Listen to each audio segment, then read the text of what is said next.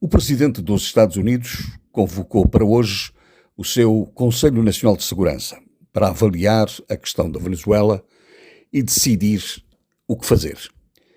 O agravamento da tensão só tem, no atual contexto, duas saídas possíveis. Ou sai Nicolás Maduro do poder, consagrando uma intervenção direta, mais uma, no curso político de um país estrangeiro, ou sai a Armada Norte-Americana dos mares do Caribe.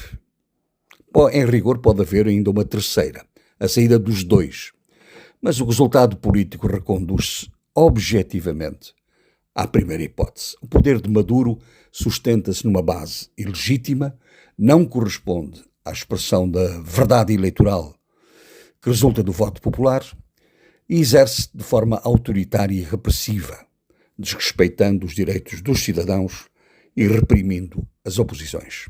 Isso é certo.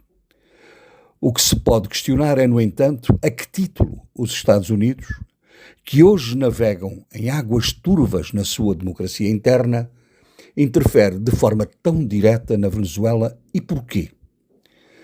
A ameaça do tráfico de droga proveniente da Venezuela pode ser uma razão, mas a verdade é que esse tipo de ameaça é mais evidente para os Estados Unidos nos casos do México ou da Colômbia. Deve haver algo mais. Será a maior reserva de petróleo conhecida do mundo? Aí está uma luz que brilha na visão dos interesses de Trump e no limitado círculo do seu modo de agir. O petróleo da Venezuela está para Trump como as terras raras da Ucrânia para o seu enlevo político com a Rússia de Putin. Será tudo isso, mas é muito mais. A pressão militar sobre a Venezuela, o patrocínio de uma candidatura presidencial nas Honduras e a ameaça velada se os resultados não forem como ele quer.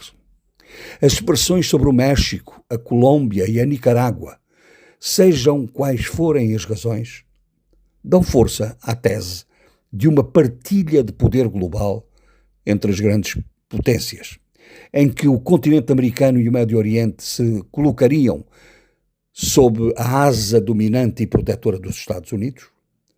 A Europa ficaria à mercê da tentação imperialista da Rússia e o Extremo Oriente e a África como espaços do domínio da China.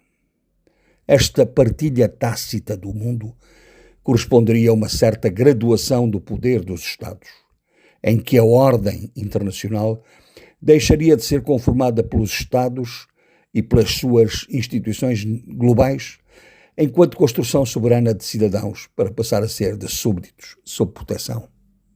Não nos esqueçamos que os Estados Unidos se identificam a si próprios como América e agem cada vez mais como se toda a América Latina fosse o seu domínio. Donald Trump quer mudar o regime na Venezuela e fazer negócio, e por isso qualifica o quartel de Los Soles como organização terrorista a remover. A força militar mobilizada não está ao serviço de um projeto de poder, mas ao serviço do tal negócio.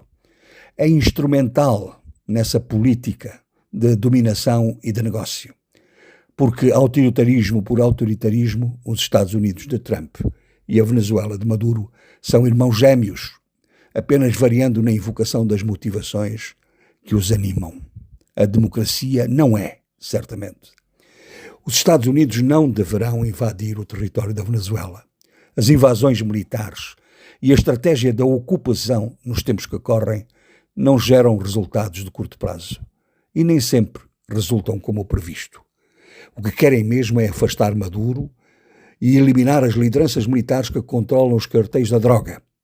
E isso faz-se pela pressão interna, pela ameaça externa e, no limite, por aquilo que os Estados Unidos sabem e têm capacidade para fazer.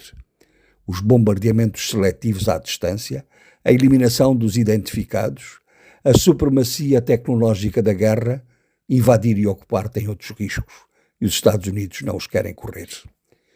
Os impérios da história floresceram pela força e pela divisão e fragmentação dos povos e dos Estados dominados. Foram destruídos pelo apodrecimento interno e pelas revoltas dos dominados. Os ciclos da história não são lineares nem eternos.